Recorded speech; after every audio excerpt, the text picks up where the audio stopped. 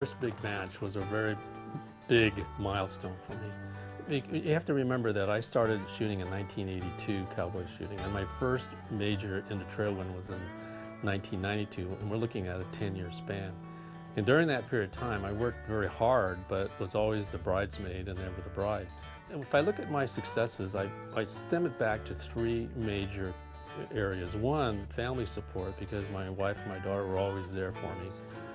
Number two, I even talked to a good friend of mine, a clinical psychologist at the hospital where I worked, and he actually taught me relaxation techniques so that I could remain focused and not be distracted by all the activities that are going on, the pressures of other shooters, and to stay focused.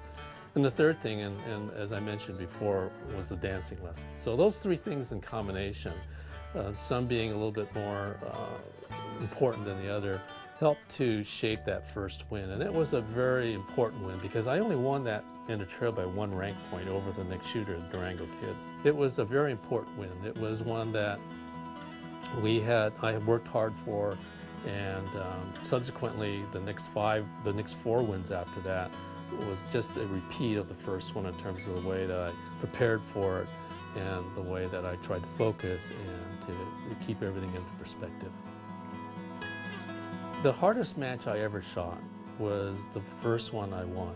When I look back at that one, having to put together all the things that my friend was trying to teach me about relaxation and all those techniques made it very strenuous for me individually because I was trying to put all these together. If you talk to the folks in my family who had to endure that with me in those early days, I was not a pleasant person to be around with because I remained so focused. So that very first win, that one where I tried to put all together the training aspects and the focusing and the concentration, that was a very difficult match. And once having put that together, then the other ones came along fairly easily. But you have to at least establish that pattern. That pattern was hard. It was very difficult. And I'm glad I did it.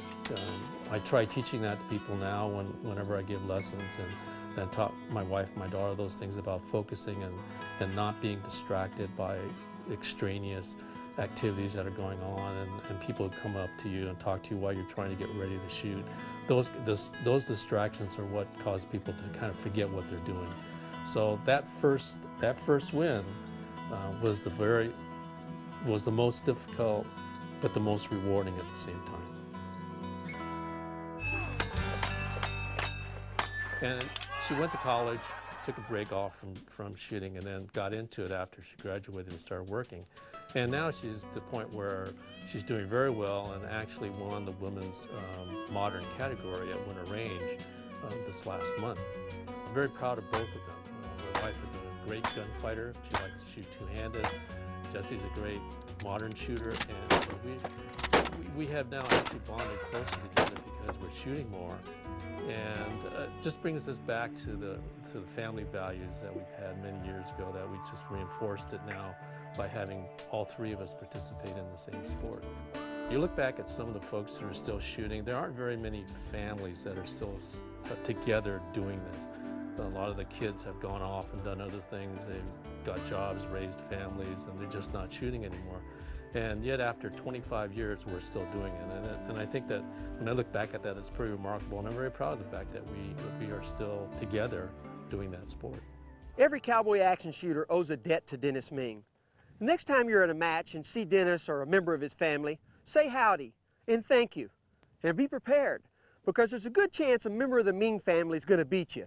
Thanks for riding with us, and we'll see you next week on Cowboys.